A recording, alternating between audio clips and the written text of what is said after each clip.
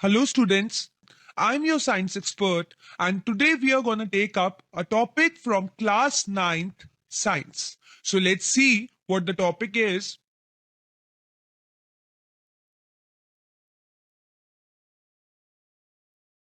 अब हम स्टार्ट करने वाले हैं inter conversion of states of matter.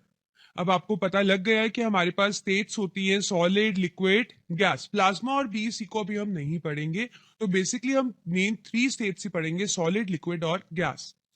In states को हम आपस में कन्वर्ट कर सकते हैं। जैसे कि एक जनरल सा एग्जांपल लेते हैं। आपको पता है आइस है, आइस को आप वाटर बना सकते हो, वाटर को आप वाटर वेपर बना सकते हो, राइट। वेपर से आप वापस से पानी ला सकते हो, पानी से आप वापस से आइस ला सकते हो। तो इसका मतलब आप सॉलिड को लिक्विड में भी कन्वर्ट कर सकते हो, लिक्विड को गैस में भी कर सकते हो, गैस को लिक्विड में भी कर सकते हो, लिक्विड को सॉलिड में भी कर सकते हो। इसी को हम बुलाते हैं interconversion of states of matter, right? So how we can define it?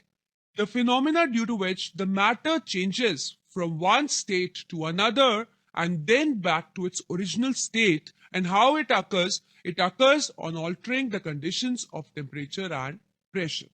ये जो स्टेट्स का कन्वर्जन है, यहाँ पे हमें टेम्परेचर और प्रेशर जैसी कंडीशंस को ही सिर्फ ऑल्टर करना पड़ता है और हम इजिली स्टेट्स को बदल सकते हैं। आइस को वाटर बना सकते हो, वाटर को गैस, या उसका वाइस वर्सा। अब जैसे कि आप इस फिगर में देख रहे हो कि आप देखो ये सॉलिड पार्टिकल्स है, कितने टाइटली पैक्ड है ना। आप इसको हीट करोगे तो ये मेल्ट होकर लिक्विड बन जाएंगे, लिक्विड से ये गैस बन सकते हैं, गैस से ये वापस से सॉलिड बन सकते हैं। तो ये जो सारा इंटर कन्वर्जन है हम अभी इस टॉपिक के अंडर पढ़ने वाले हैं। देखते हैं कैसे। So state of any substance can also be change by applying pressure. For example आप देखो, आप गैस में प्रेशर अप्लाई करते हो, आप उसको लिक्विड बना लेते हो। जो आपके पास एलपीजी है, that is liquefied petroleum gas. तो आपने पेट्रोलियम गैस को प्रेशर अप्लाई करके लिक्विफाई किया है। So that is again possible. और वो कैसे हुआ है? Just applying pressure. So on applying pressure, liquid के ऊपर अगर आप प्रेशर अप्लाई करो वो सॉलिड में चेंज हो सकता है। ठीक है। जैसे एक एग्जांपल लेते हैं, अगर आप कार्बन डाइऑक्साइड गैस है, आप उस पर प्रेशर एक्सर्ट करो तो आप देखो वो गैस से लिक्विड नहीं, डायरेक्टली सॉलिड में चेंज हो रही है। Solid state of carbon dioxide is dry ice. तो दैट मीन्स टेम्परेचर और प्रेशर दो ऐसी कंडीशंस है जिनको ऑल्टर करके आप स्टेट्स को आपस में बदल सकते हो। अब ये जो सारा कन्वर्जन है, इनके कुछ स्पेसिफिक नाम है, आप यहाँ देख रहे हो, freezing, melting, sublimation, vaporisation, condensation. तो ये सब चीज अभी हम डिटेल में पढ़ने वाले हैं। अब देखिए, इंटर कन्वर्जन का मतलब तो हम समझ चुके हैं, change of matter from one physical state to another. It is change of matter from one physical state to another. जैसे हमने बोला कि सॉलिड है, सॉलिड को हम लिक्विड में कन्वर्ट कर सकते हैं, लिक्विड को हम गैस में कर सकते हैं। सिमिलरली हम गैस को लिक्विड में भी कर सकते हैं, लिक्विड को सॉलिड में भी कर सकते हैं। और एक फिनोमिना हमारे पास ये भी है कि हम गैस को डायरेक्टली सॉलिड में भी कर सकते हैं और फिर सॉलिड को डायरेक्टली हम गैस में भी कर सकते हैं। ठीक है। तो ये हमारे पास आप कह सकते हो 4 साइकिल्स हो गए। एक तो ये स्ट्रेट वाला, एक इसका बैकवर्ड, एक गैस का सॉलिड, एक सॉलिड का गैस। तो एक एक साइकिल को हम ध्यान से पढ़ते हैं पहले। तो पहले हम फ्रंट साइकिल लेते हैं जिसके अंदर हम सॉलिड से लिक्विड, लिक्विड से गैस के बारे में पढ़ेंगे। यहां हम लिख लेते हैं सॉलिड से लिक्विड, लिक्विड से गैस। देखिए, कभी भी आपको सॉलिड को लिक्विड में, आप एक जनरल सा एग्जांपल लीजिए, मुझे आपको बताना ही नहीं पड़ेगा, आप फट से आंसर खुद दे देंगे। आइस ले लेते हैं, आइस को पानी बनाना है। ठीक है। तो आप कैसे बना सकते हो? ऑब्वियसली आइस फ्रीजर के अंदर है, आप वहां से निकालकर उसको बाहर रख दो रूम टेम्परेचर पे, तो वो पानी बन जाती है कुछ देर में, राइट। उसका रीजन क्या है? फ्रिज के अंदर टेम्परेचर काफी लो होता है और बाहर जो रूम टेम्परेचर है वो उसके कंपेरेटिवली हाई है। तो इसका मतलब टेम्परेचर इंक्रीज होने पे आइस वाटर में कन्वर्ट हो जाती है। तो इसका मतलब हम कह सकते हैं सॉलिड लिक्विड में कन्वर्ट हो जाता है व्हेन यू सप्लाई हीट, या आप कह सकते हो ऑन हीटिंग, आप कह सकते हो बाय रेजिंग टेम्परेचर। ठीक है। तो आप अगर ऑन हीटिंग और by heating, on raising temperature, कुछ भी कहते हो, one and the same thing. तो आइस मतलब लिक्विड में कन्वर्ट हो जाती है, राइट। तो हमें यहाँ पे टेम्परेचर को हमने यूज किया और आइस को हमने लिक्विड में कन्वर्ट कर लिया। अब आपके पास पानी है, पानी को आपने गैस बनाना है, वेपर्स की फॉर्म में कन्वर्ट करना है। तो आपको पता है पानी को गर्म करो, जब उसको गर्म काफी करते रहोगे, अब सपोज आपने एक पैन लिया, आपने उसमें पानी रख दिया और आप भूल गए उसको रख के, तो क्या होता है कुछ टाइम के बाद वो एम्प्टी हो जाता है, क्योंकि सारा का सारा पानी उस हीट को लेकर वेपर में कन्वर्ट हो जाता है, और वेपर वॉलेटाइल होते हैं, वो उड़ जाते हैं, राइट। तो यहाँ पे भी जो हमारा फैक्टर रिस्पॉन्सिबल हुआ वो क्या हुआ, temperature, that is on heating, right. तो इसका मतलब आपको आइस से वाटर और वाटर से वेपर बनाने के लिए यहाँ पे क्या कंडीशन करनी पड़ती है, you need to heat it on heating. तो मतलब सॉलिड से लिक्विड, लिक्विड से gas, we need to increase temperature, और हम आराम से इसको कन्वर्जन कर सकते हैं। अब हम इसका ऑपोजिट लेते हैं, gas, gas to liquid and then solid. Gas से वापस हम लिक्विड बना रहे हैं, लिक्विड से हम सॉलिड बना रहे हैं, ठीक है। तो अगर आप अब इसका ऑपोजिट कर रहे हो, इस तरीके से ऑपोजिट कर रहे हो, अब आप देखिए आपके पास वेपर है, ठीक है, वेपर को आप पानी बनाना चाहते हैं, अब कुछ वेपर्स है आपके पास, आप उसको पानी कैसे बना सकते हैं, आपको पता है कंडेंसेशन, मतलब जो वेपर है, अगर आप वेपर की एनर्जी को कम कर दो तो वो पानी में कन्वर्ट हो जाएंगे, क्योंकि एनर्जी ज्यादा थी तभी तो वेपर बना था, अब एनर्जी कम कर देंगे तो क्या होगा, वेपर पानी बन जाएगा, राइट। अब जैसे फॉर एग्जाम्पल आप एक पैन में पानी गर्म कर रहे हो तो उसमें से वेपर्स बन रहे हैं, राइट, वेपर्स उड़ रहे हैं, अगर आप उसी चीज को प्लेट से ढक दोगे तो क्या होगा, अंदर वाली साइड पे आप देखते हो कि कुछ वेपर्स दिखते हैं जो पानी की फॉर्म में कंडेंस हो रहे होते हैं, राइट। तो इसका मतलब अगर आप वेपर्स को कूल कर देते हो, टेम्परेचर लो करना मतलब कूल करना ही हो गया ना, अगर आप उसको कूल कर देते हो, they get converted into water. अब वाटर को आइस बनाना है तो अगर आप रेफ्रिजरेटर में रख दो, बहुत लो टेम्परेचर होता है वहां पे, तो इसका मतलब कूल कर रहे हो तो वाटर आइस में कन्वर्ट हो रहा है। तो इसका मतलब यहां पे भी फैक्टर कौन सा रिस्पॉन्सिबल है, टेम्परेचर। फर्क क्या है कि जो सीधा जो हम जा रहे हैं यहाँ पे हमें लिखना पड़ेगा ऑन हीटिंग, यहाँ पे भी हमें लिखना पड़ेगा ऑन हीटिंग, क्योंकि यही कंडीशन है। और उल्टा जब हम गैस टू लिक्विड जा रहे हैं या लिक्विड टू सॉलिड, तो यहाँ पे हमारे पास क्या आएगा, ऑन कूलिंग। आप क्या लिखोगे यहाँ पे, ऑन कूलिंग। तो क्लियर है ना, यहाँ पे सॉलिड से liquid, liquid to gas, condition required on heating. Opposite gas to liquid, liquid to solid, condition required on cooling. तो ये हो गए हमारे दो साइकिल्स। तीसरा साइकिल लेते हैं जिसमें सॉलिड डायरेक्टली गैस के अंदर कन्वर्ट हो जाता है। अब आपको पता है सॉलिड को अगर गैस में कन्वर्ट होना है तो ऑब्वियसली लिक्विड में कन्वर्ट होने के लिए हीट करना पड़ रहा है, तो लिक्विड को, अगर आपको लिक्विड की स्टेज को स्किप करके सीधा गैस पे जाना है तो ऑब्वियसली वहां पे भी क्या चाहिए, हीटिंग ही होगी ना, तभी सॉलिड गैस में कन्वर्ट होगा। तो इसका मतलब सॉलिड अगेन गैस में कन्वर्ट हो सकता है, पर यहाँ पे टेम्परेचर आपको काफी ज्यादा देना पड़ेगा, ठीक है, और वो क्या बन सकता है, gas. So solid can directly get converted into gas, और कंडीशन क्या है, अगेन ऑन हीटिंग। अब गैस को वापस, फोर्थ हमारा साइकिल है कि गैस को सॉलिड बनना है। अब आपको पता है गैस को लिक्विड बनने के लिए भी कूल होना पड़ता है, और लिक्विड फर्दर सॉलिड बनेगा कूल होकर। तो अगर यहाँ पे गैस को सीधा सॉलिड बनाना है तो कूलिंग थोड़ी ज्यादा करनी पड़ेगी हमें, पर कंडीशन कौन सी होगी, सिर्फ ऑन कूलिंग। तो आप समझ गए ना कहां पे ऑन हीटिंग होगा, कहां पे ऑन कूलिंग, ये बहुत इंपॉर्टेंट फैक्टर है, ये आपको पता रहना चाहिए। अब हम ये जान चुके हैं कि हम सॉलिड्स को लिक्विड्स में कन्वर्ट कर सकते हैं और लिक्विड को हम गैस में कन्वर्ट कर सकते हैं, और ऐसे ही हम गैस को वापस लिक्विड में और लिक्विड को सॉलिड में भी कन्वर्ट कर सकते हैं। तो इसका मतलब जो स्टेट्स है वो आपस में इंटर कन्वर्ट हो जाती है, solid can be converted into liquid, liquid can be converted into gas. In the same way gas can be converted into liquid and liquid can be converted into solid. और ऐसे ही हमने पढ़ा कि solid gas के अंदर convert हो सकता है और गैस सॉलिड के अंदर कन्वर्ट वापस से हो सकती है। हमने पढ़ा कि सॉलिड से लिक्विड या लिक्विड से गैस में कन्वर्ट करने के लिए हमेशा हमें हीट देना पड़ता है। तो अगर हम H को हीट ले लेते हैं तो obviously always the heat has to be supplied.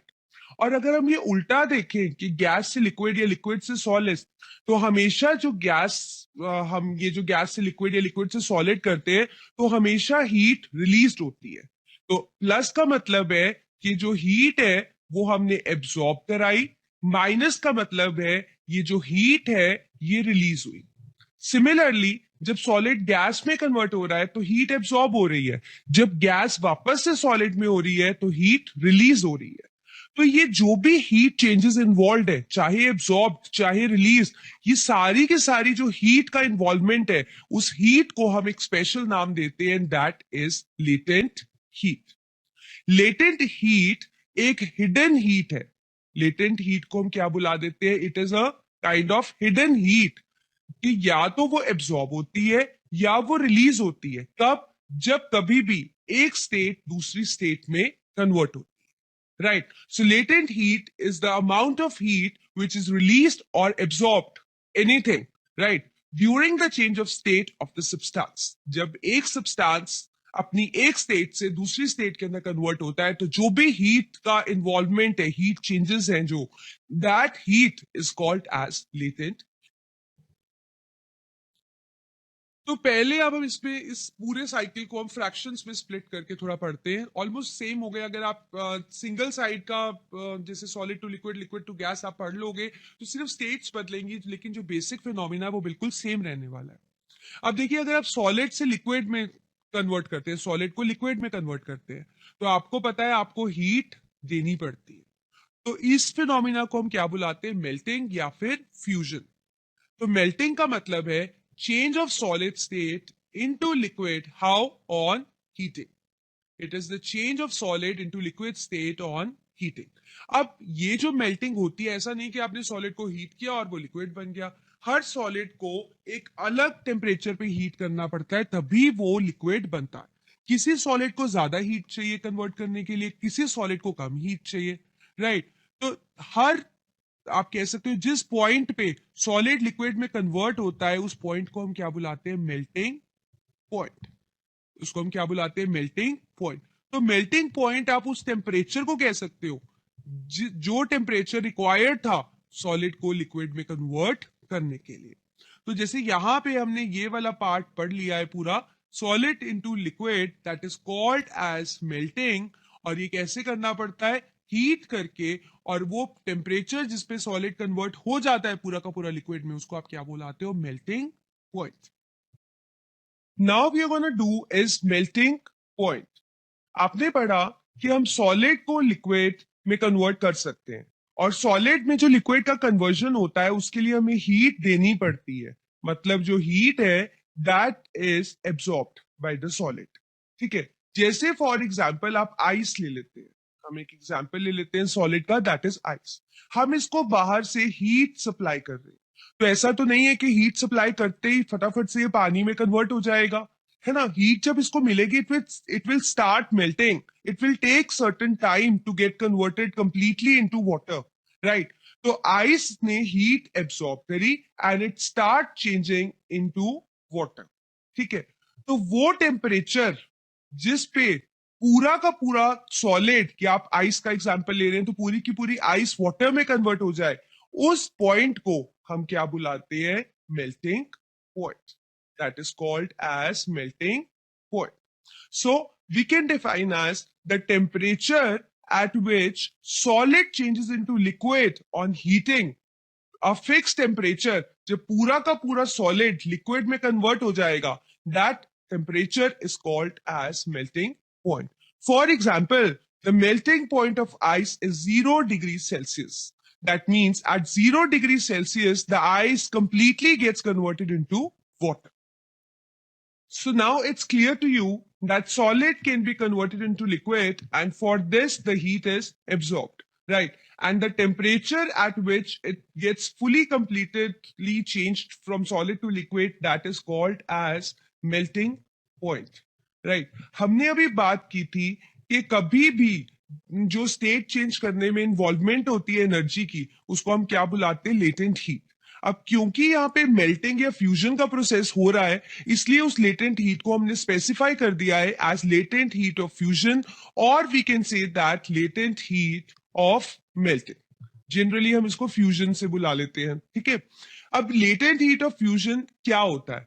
It is amount of heat required to convert 1 unit mass of substance from solid to liquid at its melting point. तो कितनी एनर्जी हमें solid को देनी पड़ी इस 1 यूनिट मास solid को, ताकि ये कंप्लीटली सॉलिड से लिक्विड में कन्वर्ट हो जाए? कब? अपने मेल्टिंग पॉइंट पे। फॉर एग्जाम्पल, आइस को कंप्लीटली वाटर के अंदर चेंज करने के लिए जो लेटेंट हीट हमें बाहर से सप्लाई करनी पड़ती है, that is 3.34 into 10⁵ kilo joules per gram. ऐसे हर सब्सटेंस की ये जो एनर्जी होती है, ये जो लेटेंट हीट की वैल्यू होती है, दैट इज फिक्स्ड। अब हम देखते हैं कि मॉलिक्यूलर लेवल पे सॉलिड जब लिक्विड में कन्वर्ट हो रहा है तो क्या चेंजेस हमें दिख रहे हैं।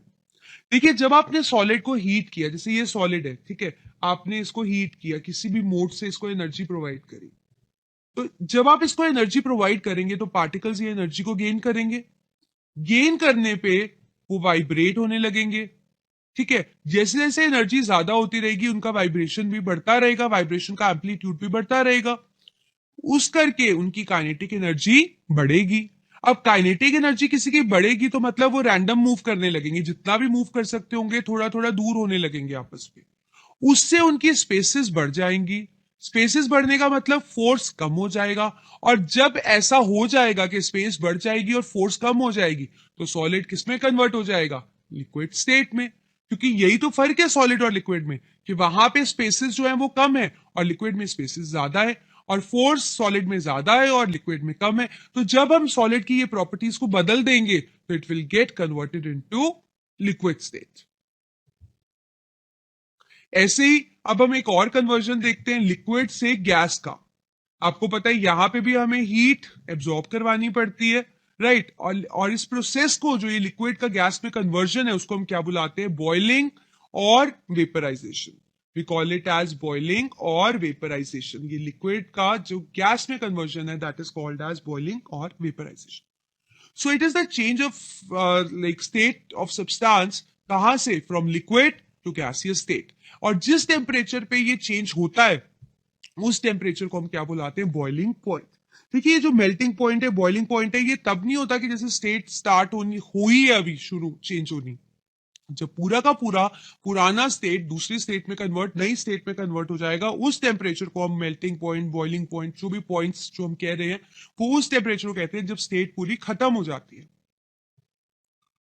तो बॉइलिंग पॉइंट को हम डिफाइन कर सकते हैं, the temperature at which liquid changes into gaseous state and it occurs on heating at atmospheric pressure। जैसे पानी का बॉइलिंग पॉइंट है 100 डिग्री सेल्सियस, 100 डिग्री सेल्सियस पे पूरा का पूरा पानी गैस के अंदर कन्वर्ट हो जाता है। अब जो एनर्जी यहाँ पे इन्वॉल्व है, जो आपको देनी पड़ी, that is again a latent heat. हमने बोला लेटेंट हीट ही वो हिडन हीट है जो स्टेट को बदल रही है, तो यहाँ भी तो स्टेट ही बदल रही है ना लिक्विड से गैस में, तो उसको हम बोलेंगे लेटेंट हीट, और साथ में प्रोसेस का नाम that is vaporisation. So it is the amount of heat which is required to convert 1 unit mass of substance from liquid to vapour, और ऐसा कब होगा, at its boiling point. Like for water, पानी जब अपने vapour में convert होता है तो जो टेम्परेचर आप कह सकते हो दैट इज बॉइलिंग पॉइंट, और जो लेटेंट हीट ऑफ वेपराइजेशन है वो जितनी कितनी चाहिए होती है, 22.6 10⁵ joules per kg. This much heat is required. Molecular structure की टर्म्स में देखते हैं तो सेम वैसे ही जैसे सॉलिड लिक्विड में कन्वर्ट हुआ था, सेम आप वही लिखोगे, बस फर्क क्या है कि यहाँ पे हमारे पास लिक्विड से गैस का कन्वर्जन है। तो देखिए, यहाँ पे आपने लिक्विड को हीट किया, किसी भी सोर्स से आप लिक्विड को हीट कर रहे हैं, ठीक है, क्या होगा, पार्टिकल्स एनर्जी गेन करेंगे, उससे उनकी काइनेटिक एनर्जी बढ़ जाएगी, वो वाइब्रेट ज्यादा करने लगेंगे, उनका एम्पलीट्यूड बढ़ जाएगा वाइब्रेशन का, उस करके स्पेसेस बढ़ जाएंगी और फोर्स कम हो जाएगा। और ऐसा जब लिक्विड के अंदर चेंज आए तो ऑब्वियसली इसका मतलब वो कन्वर्ट हो गया गैसियस स्टेट के अंदर। अब हम उल्टा फिनोमिना पढ़ते हैं।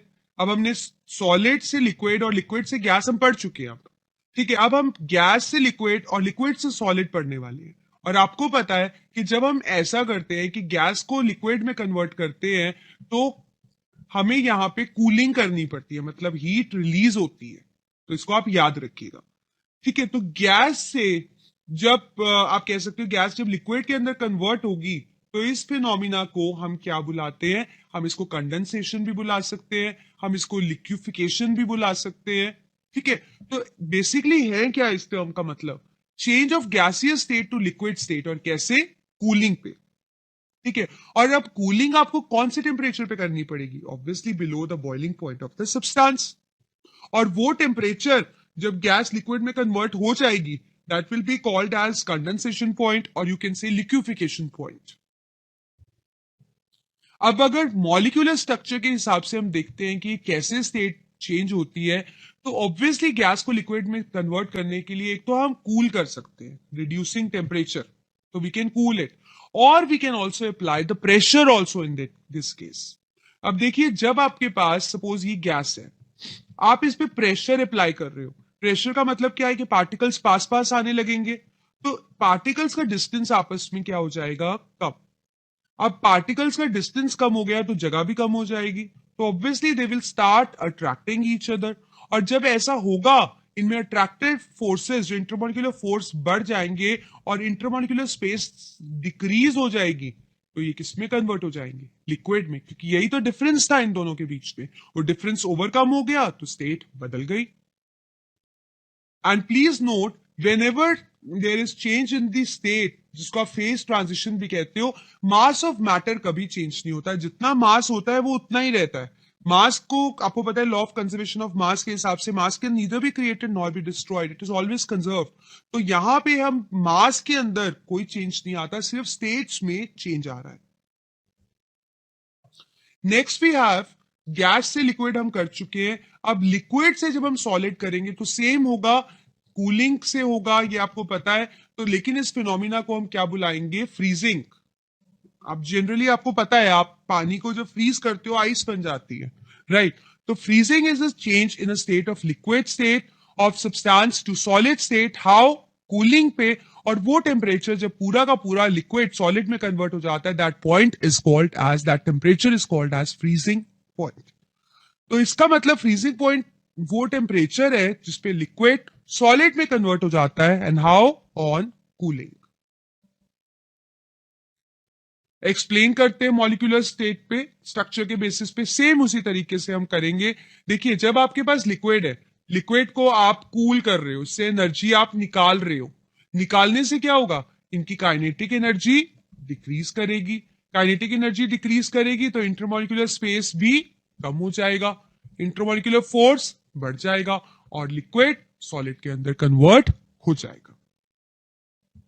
Now we have another phenomena in which we are going to convert solid directly into gaseous state.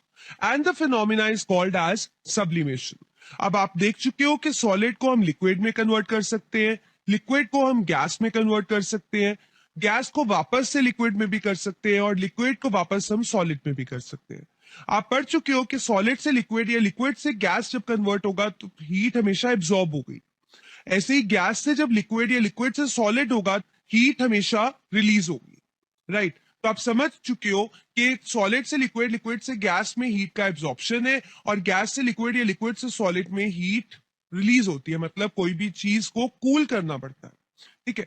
अब हमारे पास एक फिनोमिना है जिसके अंदर हम सॉलिड को डायरेक्टली गैस के अंदर कन्वर्ट कर सकते हैं, और गैस को वापस से सॉलिड के अंदर कन्वर्ट कर सकते हैं, और यहां पे हम अपनी लिक्विड स्टेट को स्किप कर जाते हैं, राइट?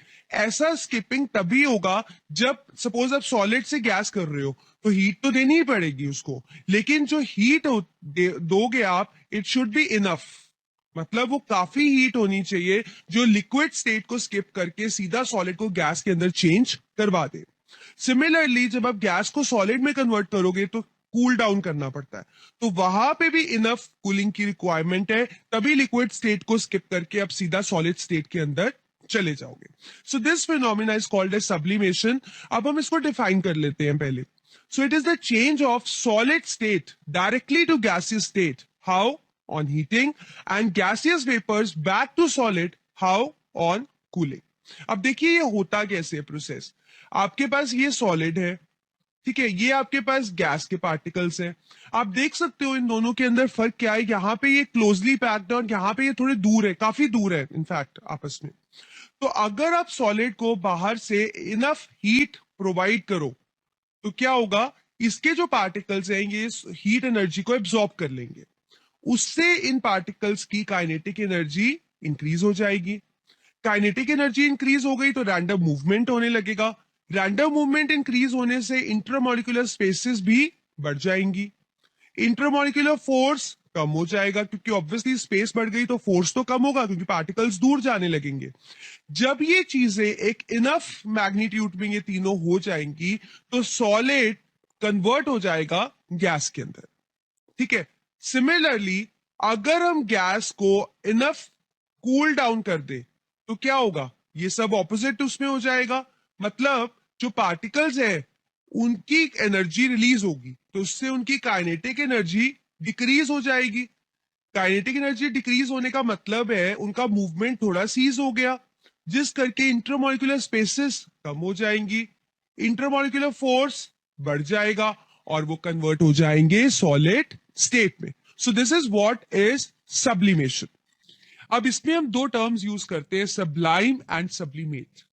देखिए सॉलिड जब डायरेक्टली गैस में कन्वर्ट हो रहा है, ठीक है, तो सॉलिड को हम क्या बुलाते हैं, सब्लिमेट। सॉलिड को हम क्या बुला सकते हैं, सब्लिमेट। तो सब्लिमेट हम उसको बुलाते हैं, it is that solid which shows sublimation. और जो गैसियस स्टेट बनती है that can be called as sublime. So the gaseous state which is formed due to sublimation of solid is sublime. So sublimation involved sublimate and sublime, right? Sublimate is the solid state, sublime is the gaseous state. Example as we have already discuss, मैंने आपको बताया naphthalene balls के बारे में, ऐसी दिखती है naphthalene balls. अब मेरे ख्याल आप इजिली इनको रिकॉग्नाइज कर सकते हैं, आप सबने देखी होंगी ये बॉल्स।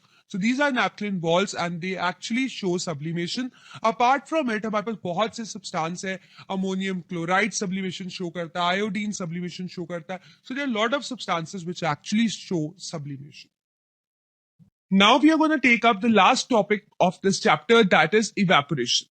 अब आपने देख लिया है कि सॉलिड लिक्विड में कन्वर्ट हो सकता है, लिक्विड गैस में कन्वर्ट हो सकता है, और ऐसे ही वाइस वर्सा गैस लिक्विड और लिक्विड सॉलिड में कन्वर्ट हो सकता है। इवेपोरेशन जो ये प्रोसेस है, ये वाला प्रोसेस है जिसके अंदर liquid will get converted into gas, right. आपने एक बीकर लिया, बीकर के अंदर आपके पास पानी है, ठीक है, आप इसको हीट करते हो, you supply it with heat, enough heat, तो आप देखते हो कि जो लिक्विड है वो वेपराइज हो जाता है, और इसके जो वेपर्स जो होते हैं, आपको पता है वेपर्स वॉलेटाइल होते हैं, उड़ जाते हैं, ठीक है। तो वो वेपर्स जो है वो आपको दिखता है कि दे स्टार्ट इवेपोरेटिंग। जैसे कि आप देखिए, अगर सपोज आपने किसी पैन के अंदर पानी रखा है और आपने गैस ऑन छोड़ दिया है काफी देर के लिए, तो आप काफी टाइम, अगर आप भूल गए हो गैस को बंद करना, तो आपको पता है कि कुछ टाइम के बाद वहां पानी होता ही नहीं है उस जिस वेसल में आपने लिया होता है, जिस पैन में आप हीट कर रहे होते हो, क्योंकि जो पानी है it has a tendency to get evaporated, उसको कॉन्टिन्यूसली हीट मिल रही है, लिक्विड मॉलिक्यूल्स गैसियस वेपर में कन्वर्ट हो रहे हैं, वेपर वॉलेटाइल होते हैं, इसलिए वो एस्केप हो रहे हैं एटमोस्फेयर में। So this is what is evaporation. That is the conversion of liquid to gaseous state. How? Again on heating at a temperature below its boiling point. देखते हैं कैसे होता है ये इवेपोरेशन का प्रोसेस मॉलिक्यूलर लेवल पे। देखिए अगर आप मॉलिक्यूलर स्ट्रक्चर के बेसिस पे बात करें, तो जैसे कि मैंने आपको बताया, आप हीट सप्लाई करते हैं तो पार्टिकल्स उस हीट को गेन कर लेते हैं, उससे उनकी एनर्जी बढ़ जाती है। अब वो मूव तो कर रहे हैं, पहले भी कर रहे थे पर थोड़ा कर रहे थे, लेकिन वो एनर्जी के साथ वो अब रैपिडली मूव करने लगते हैं। अब जब वो इतना रैपिडली मूव करेंगे तो ऑब्वियसली वो आपस में टक्कर भी करेंगे, पार्टिकल्स हैं, कोई इधर जा रहा है, कोई इधर जा रहा है, कोई इधर जा रहा है, तो they may collide with each other. अब जब वो कोलाइड करेंगे, so some particles will lose energy. Suppose दो पार्टिकल्स में टक्कर हुई, ठीक है, तो एक ने अपनी एनर्जी इधर ट्रांसफर कर दी या इसने इधर ट्रांसफर कर दी, क्योंकि जब टक्कर होगी तो आपको पता है एनर्जी कभी भी अब किसी भी चीज की एनर्जी क्या रहती है, कंजर्व्ड रहती है, वो पास कर सकते हैं एक दूसरे को, it can be converted, right, it can be transferred also. तो ये जो एनर्जी ट्रांसफर होती है, उससे क्या हुआ, कुछ पार्टिकल्स की एनर्जी ज्यादा हो गई और कुछ की पार्टिकल्स है उनकी एनर्जी कम हो गई। तो जो पार्टिकल्स की एनर्जी ज्यादा हो गई वो इतनी ज्यादा हो गई कि वो अपने फोर्स ऑफ अट्रैक्शन को भी ओवरकम कर गए, मतलब उससे भी निकल गए, उस दायरे से भी निकल गए और इसको एस्केप कर गए एटमोस्फेयर में in the form of vapours, in the form of vapors. So this is what is the explanation of evaporation on the basis of molecular structure, and it is very important. Now factors on which evaporation depends. अब evaporation किस किस पे depend करती है? Surface area, temperature, humidity and wind speed. तो सबसे पहला factor पढ़ते हैं हम सरफेस एरिया। देखिए सरफेस एरिया की अगर हम बात करते हैं तो सपोज आपके पास यहां पे इतना सरफेस है, आप देख पा रहे हो, दिस इज द सरफेस जहां से इवेपोरेशन हो रही है। अगर आप इसको कुछ ऐसे कंटेनर में डाल दोगे जहां पे सरफेस इतना हो जाए तो ऑब्वियसली इवेपोरेशन हर जगह से होगी, है ना?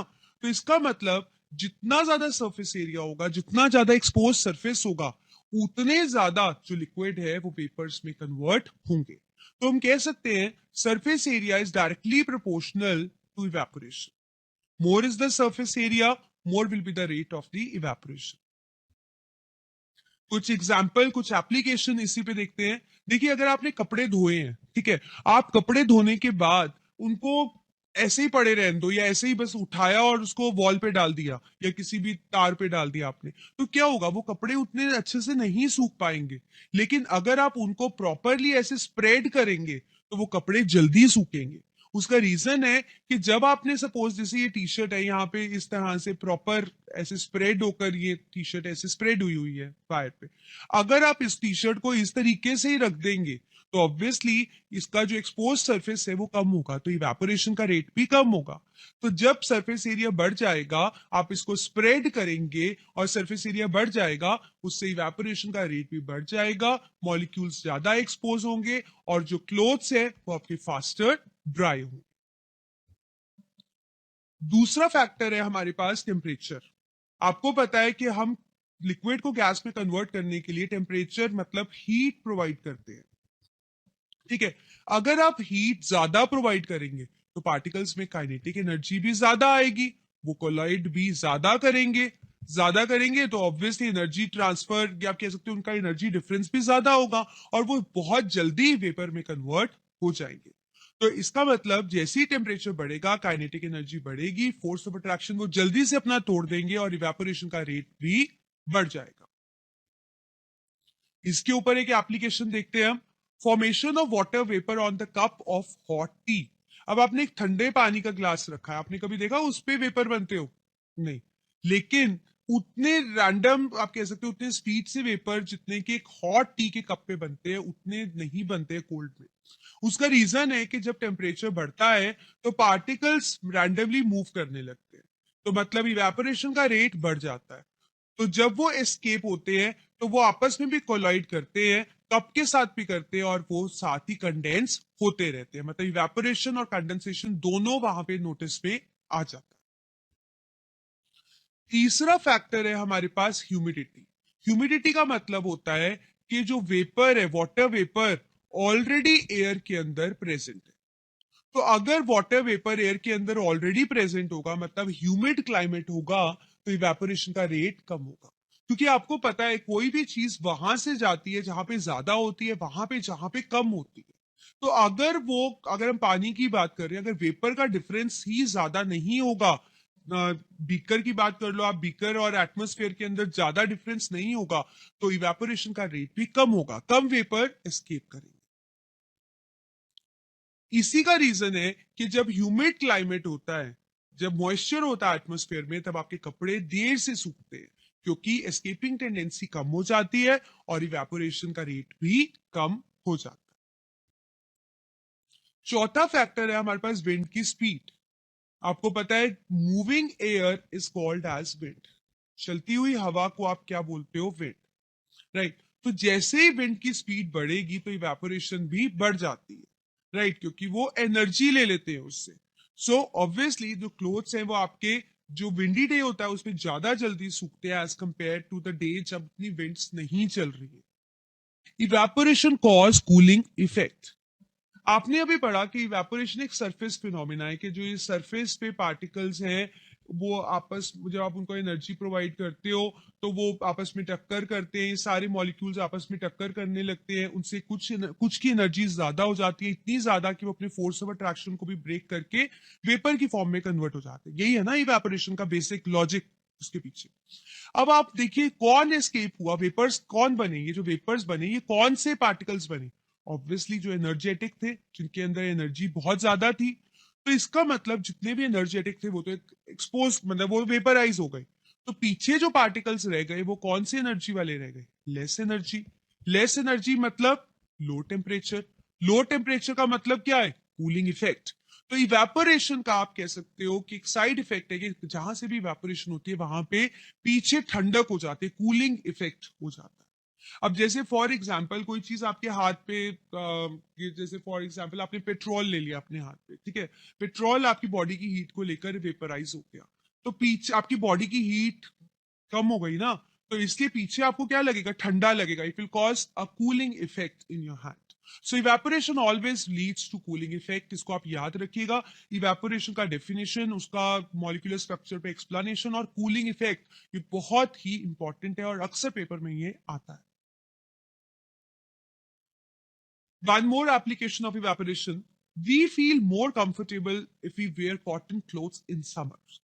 The reason is to cotton clothes and they are good absorber of water. तो जब हमें गर्मी में पसीना आता है, दे रैपिडली एब्जॉर्ब स्वेट, और वो स्वेट इवेपोरेट होता रहता है हमारी बॉडी की हीट लेके, हमारी बॉडी की हीट लेके वो स्वेट इवेपोरेट होता रहता है। कॉटन क्लोथ्स के बीच में टाइनी पोर्स होते हैं, उससे इवेपोरेट होता रहता है वो। ऑब्वियसली अगर हमारी बॉडी की हीट जा रही है तो पीछे हमारी बॉडी की हीट कम रह गई है, मतलब low temperature, that is it will produce a cool sensation. This is all we all need in summers. So now as we have completed the chapter